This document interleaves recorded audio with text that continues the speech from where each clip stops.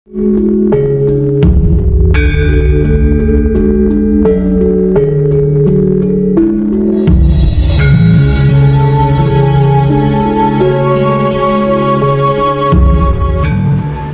awalnya saya mengira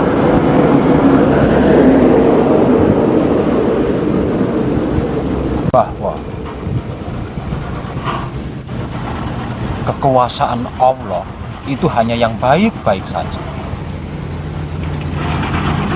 Kalau tidak baik, itu bukan kekuasaan Allah.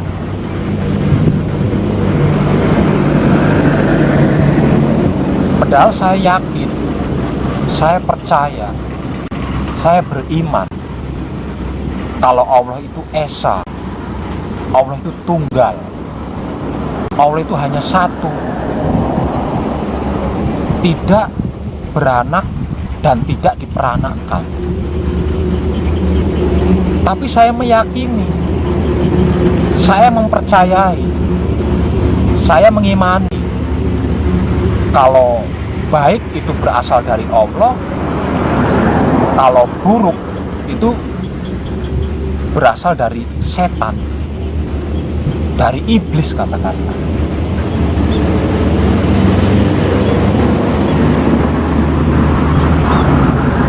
Lama-lama saya jadi berpikir, merenung, dan setelah mengetahuinya, saya tertawa sendiri. Ternyata lucu.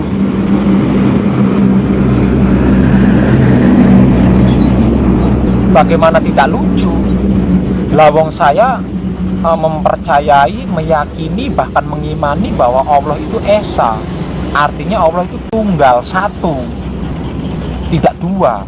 Tapi di sisi lain, saya juga mempercayai, meyakini, mengimani kalau baik itu dari Allah, kalau buruk itu dari setan, dari iblis. Kan lucu. Lucunya seperti ini. Kalau baik itu dari Allah, buruk itu dari iblis, dari setan, berarti kan Allah itu nggak esa, Tuhan itu nggak esa, Tuhan itu nggak satu. Tuhan itu ada dua. Satu, Tuhan yang berkuasa tentang kebaikan yaitu Allah. Dan yang kedua, Tuhan yang berkuasa tentang keburukan yaitu iblis atau setan. Coba Anda pikir, lucu kan?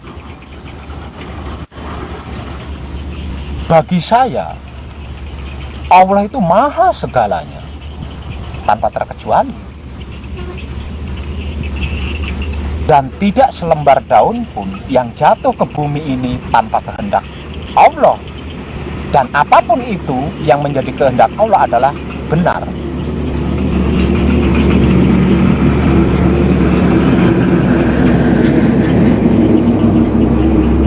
Hal ini kalau kita kupas,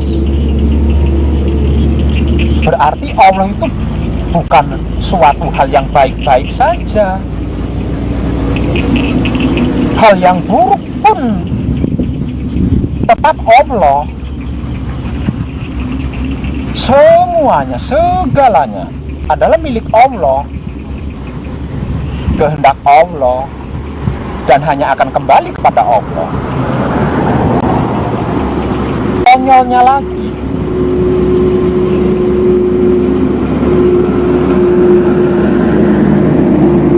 Allah itu maha jahat loh.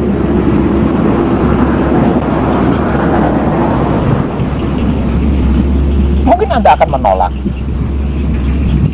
kalau saya mengatakan bahwa Allah itu maha jahat, Allah itu maha kejam. Bagaimana tidak jahat? Bagaimana tidak kejam? Saya beritahu buktinya.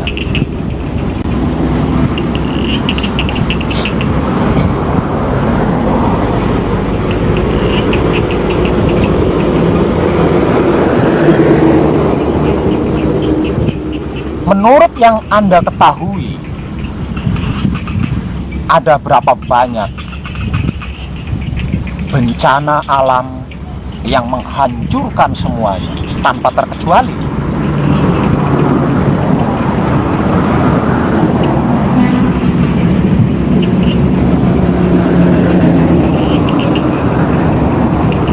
Dan semua bencana alam yang terjadi di dunia ini, menurut saya itu bukan peringatan dari Allah, tapi itu kuasanya Allah. Itu loh kuasanya Allah. Adakah yang mampu mencegah kekuasaan Allah itu? Tidak ada, bukan? Itu bukan peringatan, tapi itu bentuk kuasanya Allah.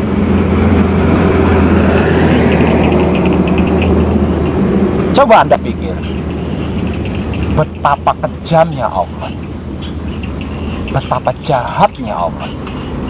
Tak kala Allah menunjukkan kuasanya, tidak peduli itu masih bayi, tidak peduli itu tidak berdosa, tidak peduli itu indah, tidak peduli itu apa saja, semuanya dihancurkan.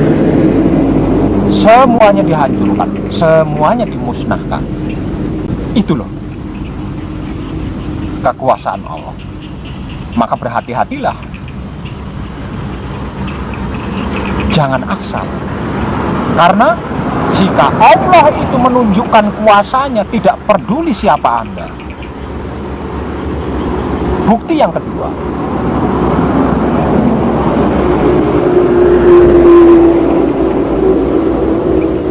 menurut yang Anda ketahui, ada berapa banyak jumlahnya orang miskin di dunia ini?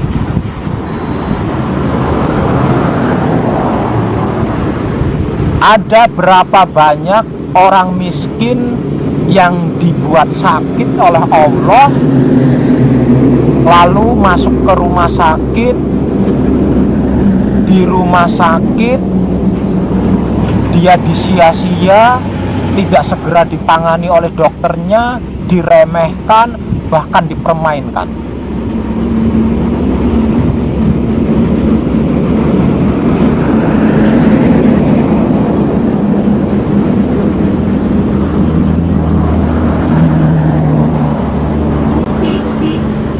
Coba Anda pikir, betapa jahatnya Allah, betapa kejamnya Allah.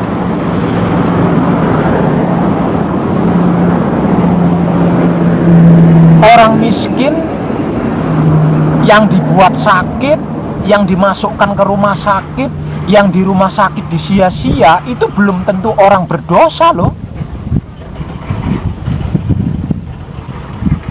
Belum tentu orang jahat. Tapi dalam kenyataannya, mereka mengalami kemiskinan, mereka mengalami sakit, mereka masuk ke rumah sakit dan disia-sia di rumah sakit. Bahkan konyolnya lagi, dilalap dan dimusnahkan oleh bencana alam yang terjadi. Itu bukan peringatan dari Allah, tapi itu adalah bentuk kekuasaan Allah.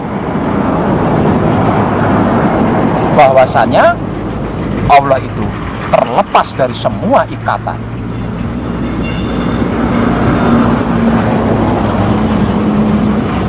Anda pikir saja ini.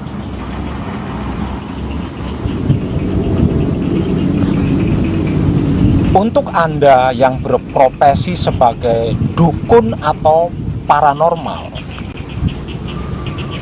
seberapa sering Anda mengalami kegagalan dalam membantu seseorang, menolong seseorang, menyembuhkan suatu penyakit misalnya, tapi tidak sembuh?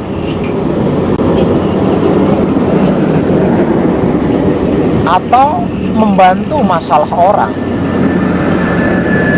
tapi tidak selesai, tidak terbantu? Untuk Anda yang berprofesi sebagai pedagang, seberapa sering Anda mengalami kerugian, bahkan kebangkrutan?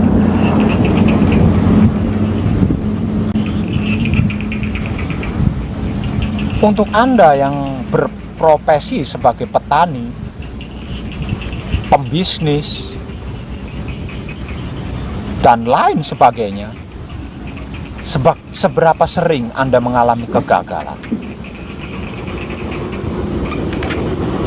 Seberapa sering Anda mengalami jatuh bangun?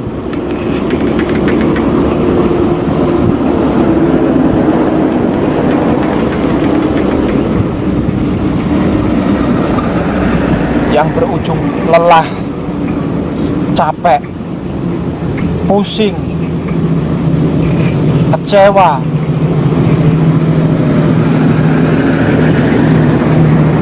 stres, bahkan sakit. Seberapa sering Anda mengalami semua itu?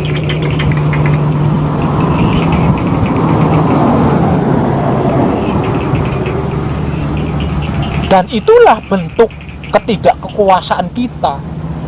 Itulah wujud dari kelemahan kita sebagai manusia. Kita bukan Tuhan, kita bukan Allah.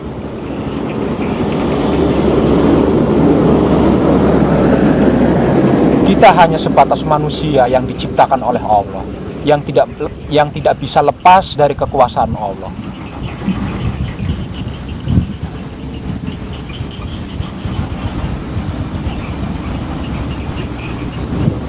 Dengan bencana demi bencana, dengan kegagalan demi kegagalan, tidak takutkah kita?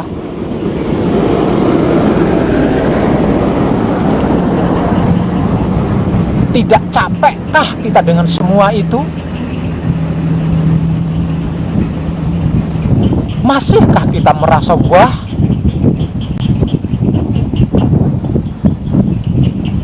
Membanggakan diri?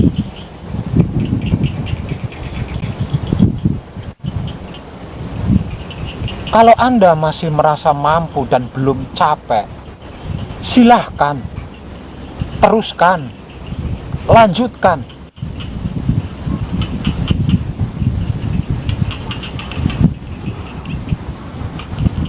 Dan Anda akan tetap mengalami nol, pusing, stres, gagal, dan gagal lagi.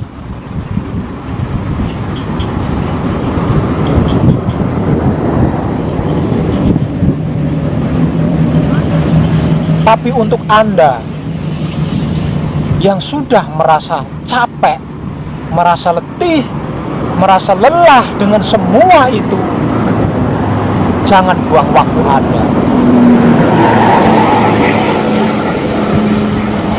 Segeralah bertobat, menyerahlah kepada Allah.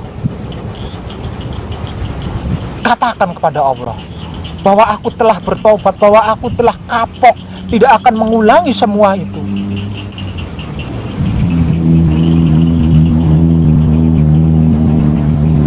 Dan di saat Anda kapok, di saat Anda bertobat, di saat Anda menyerah kepada Allah, Anda akan tahu sendiri apa yang akan terjadi. Allah akan berbuat untuk Anda. Bahkan Allah akan rela menjadi pembantu Anda, menjadi kedibal Anda untuk semua dan segala masalah Anda.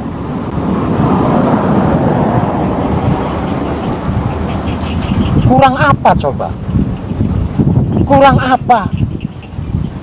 Semua dan segalanya milik Allah, bukan selain Allah. Kita hanya disuruh beriman. Kita hanya disuruh beriman. Dan Allah akan menjadi pembantu Anda. Kurang apa? Allah tidak pernah meminta Anda untuk begini, begitu, dan lain sebagainya. Enggak pernah. Allah tidak pernah melarang Anda melakukan itu, ini enggak pernah.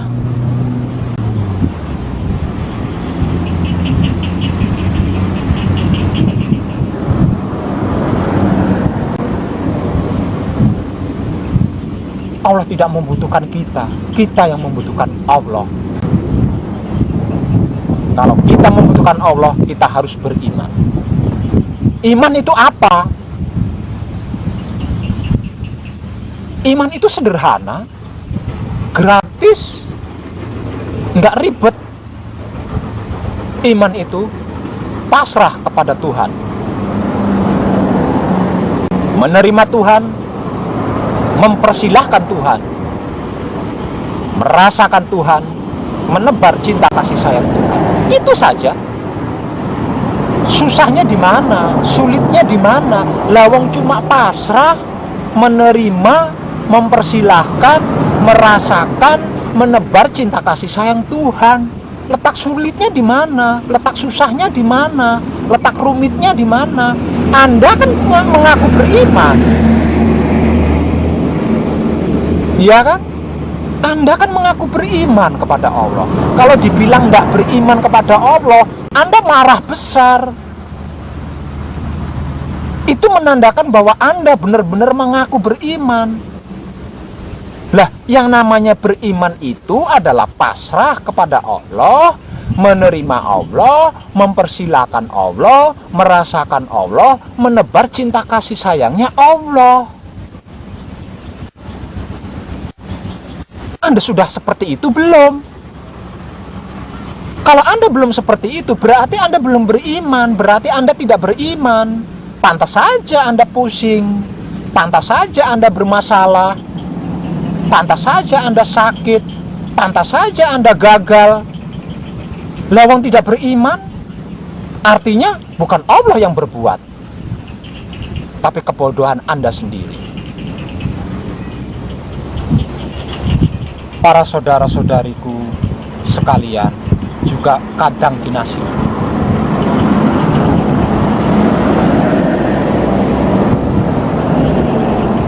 Berpuluh-puluh tahun kita mengaku beriman, merasa beriman, tapi dalam kenyataannya kita belum beriman, kita tidak beriman, karena kita belum pernah pasrah kepada Allah, kita belum pernah menerima Allah, kita belum pernah mempersilahkan Allah, kita belum pernah merasakan Allah, bahkan kita belum pernah menebar cinta kasih sayangnya Allah.